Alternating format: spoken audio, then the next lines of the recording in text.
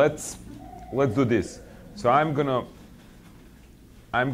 play the movie right now, The Bringing Down a Dictator, because I think it's better if I play it right now than at the end, because we spoke about Serbia, I talked to you about the negotiations, and then you'll see, like right now, you know, in reality what was really going on. You'll be able to compare, you know, the whole presentation and what you're gonna see over here. And then I guess we are gonna discuss it a bit, and then we break up for a lunch, which I guess the movie is about an hour. It's going to take us about, you know, 12:30, 12:40, 1, 2. At 2 o'clock we can reconvene after the lunch break, and then we're going to be working for additional like hour and a half or 2 hours, and that's it.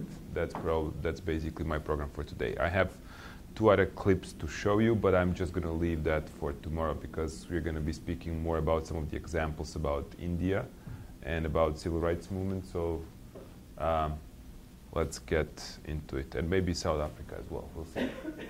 But the big story for today afternoon is dilemma actions. I mean, that's one thing that I want to get into, to speak about dilemma actions, and I want you to try to design for me one of the dilemma actions, because dilemma actions are basically what, after tactics and the methods, you know, after you spoke about it, this is what you want to do. You want to put your opponents in lose-lose situations.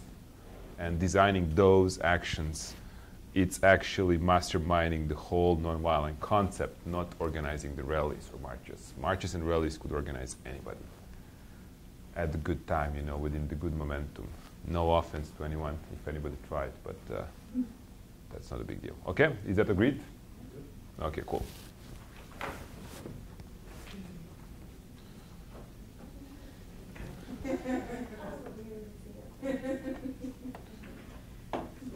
That was a smart one, you know. I never wanted to be on camera. That's why. What was it? The three-finger thing, it's kind of Serbian victory sign, because the Holy Trinity, right? That's where it comes from. But basically, you find Serbs having 3 fingers as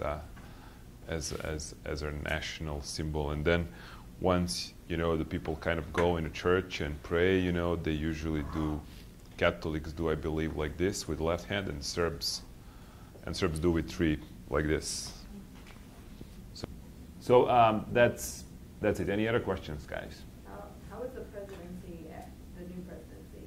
Was that what you guys have been looking for with the campaign? Okay. The only long-lasting result of nonviolent change are free and fair elections. And I think that's the only one that you can basically count on. Everything else is at a question. And I think that's a lot, because that guarantees a change. And that guarantees that you're going to be able to change those and punish those if they're not good enough.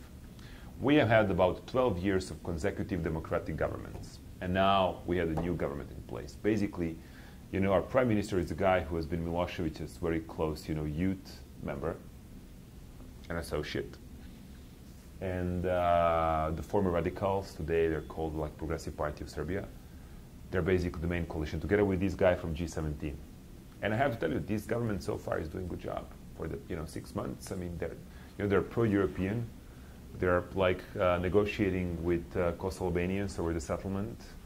They're getting us towards the EU, you know, in terms of negotiations date.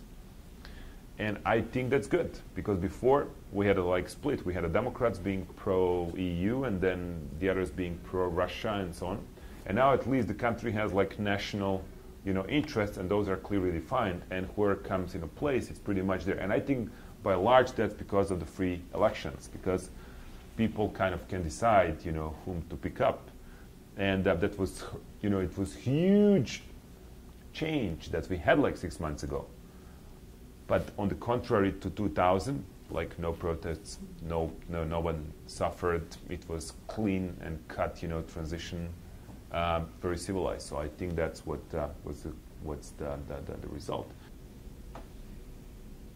Okay, so the point is really, so we spoke about the horizontal vertical negotiations. You understood the issues, right? Mm-hmm. The horizontal negotiation is extremely important. And whatever you do, whenever you basically deal with any kind of issues, you need to make sure that the coalition, that your actually partners are strictly, doing what you wanted them to do.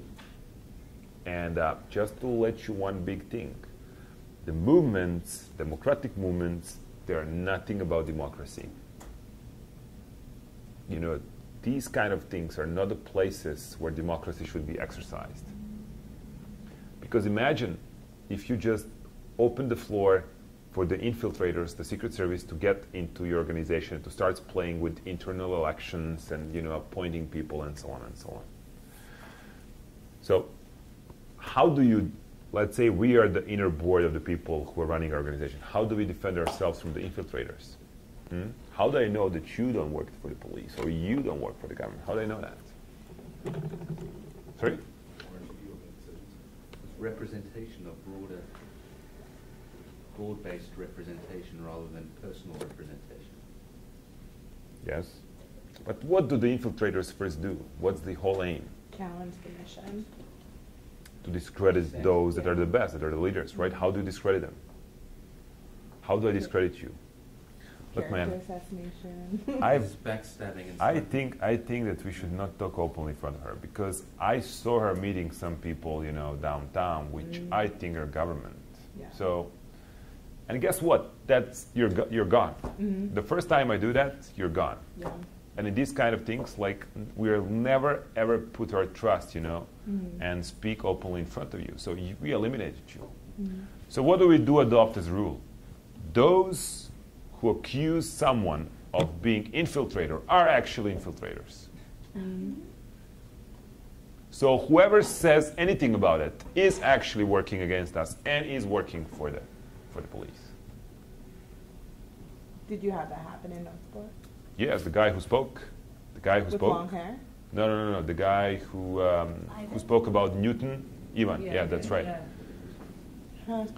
So Ivan, once I called him, and once I called him on the phone, and I heard actually that somebody is questioning him, and he's been talking, and I'm like, what's going on?